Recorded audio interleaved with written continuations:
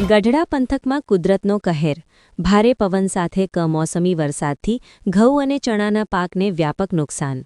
નમસ્કાર દર્શક મિત્રો, SS2 ન્યૂઝને સબસ્ક્રાઇબ કરો અને અમને ફેસબુક અને ઇન્સ્ટાગ્રામ પર ફોલો કરો. જોડાઓ.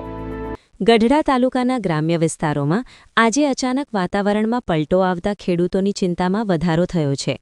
ગઢડાના ગ્રામ્ય વિસ્તારો જેવા કે નાના મોટા ઉમરડા, માંડવા, જલાલપર, વિકડિયા અને ઢસા પંથકમાં ભારે પવન અને ગાજવીજ સાથે વરસાદ ખાબક્યો હતો.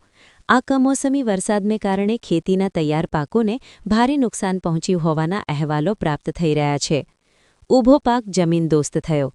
છેલ્લા કેટલાક દિવસોથી કાળઝાળ ગરમી વચ્ચે અચાનક આવેલા આ માવઠાએ જગતના તાતની મહેનત પર પાણી ફેરવી દીધું છે. ખાસ કરીને ખેતરોમાં તૈયાર થયેલા ચણા અને ઘઉંના પાકને ભારે પવનને કારણે મોટું નુકસાન થયું છે.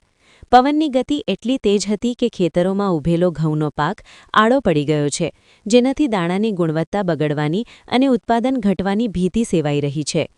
ખેડૂતોમાં ચિંતાનો માહોલ.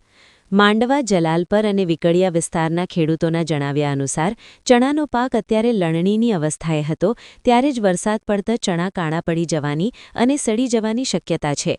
હાથમાં આવેલો કોળિયો છીનવાઈ જતા ખેડૂતો લાચાર બન્યા છે. સ્થાનિક ખેડૂતો દ્વારા સરકાર પાસે નુકસાનીનો સર્વે કરાવી યોગ્ય વળતર આપવામાં આવે તેવી માંગ ઉઠી રહી છે. એક તરફ મોંઘા બિયારણ અને ખાતરના ખર્ચ બાદ હવે કુદરતી આફતે ખેડૂતોની કમર તોડી નાખી છે. Bureau report, Nikunj Bavaliya, Gadhada.